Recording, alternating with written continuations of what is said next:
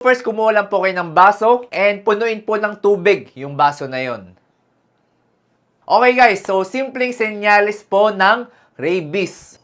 So kung may kakilala po kayo na may alagang hayop, pusa, aso, nakikipaglaro doon sa pet niya, tapos biglang kinagat, Aray!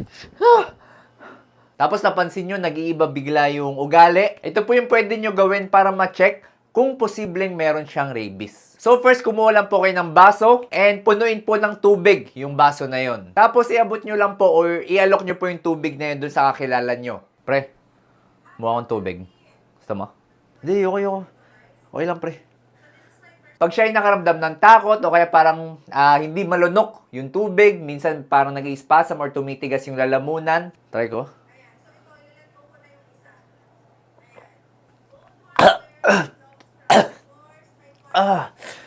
Posible po na meron siyang infection ng rabies. At dahil nga dumarami ang kaso ng rabies dito sa bansa, sinama na rin po sa routine vaccination ang rabies vaccine. Ibig sabihin kahit wala pa pong history ng animal bite, dapat bakunahan ng mga bata. Lumapit lang po sa mga health center or pedya nyo kung meron po kayong katanungan tungkol dito.